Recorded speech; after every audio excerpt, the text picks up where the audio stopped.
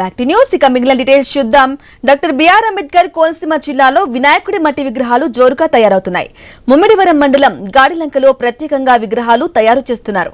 గ్రామానికి చెందిన పెద్దరెడ్డి మాధవరావు 4 అంగుళాల నుంచి 12 అడుగుల వరకు విగ్రహాలు తయారు చేశారు.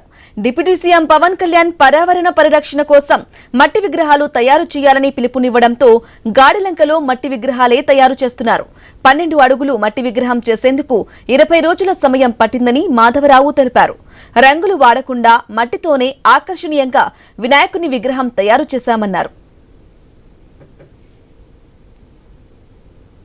ఈ పర్యావరణం గురించి ఈ విగ్రహాలు మట్టి విగ్రహాలు చేస్తున్నాం. 2 అంగుళాల దగ్గర నుంచి ఒక 12 అడుగుల వరకు చేస్తున్నాం. ప్లాస్టర్ ఆఫ్ ప్యారిస్ అయితే నీటిలో తొందరగా కరగవు. మట్టి విగ్రహాలే పర్యావరణం గురించి వితౌట్ కలర్స్ లేకుండా మట్టి విగ్రహాలు అడుగుతున్నారు. కాబట్టి మా గ్రామంలో 140 సంవత్సరాలు పైబడి మట్టి విగ్రహాలతో పాటు సిమెంటు, ఫైబరు, కాంస్య విగ్రహాలు తయారీలో గాడిలంకకి ప్రముఖమైన పేరుంది. అయితే మారుతున్న కాలానుగుణంగా ముడి సరుకుల రేట్లు పెరగడం, కూలీల కొరత అలాంటి ఇబ్బందుల వల్ల మట్టి విగ్రహాలకి డిమాండ్ ఉన్నా సరే ఇవి తయారీ కొంతవరకే చేయగలుగుతున్నాం.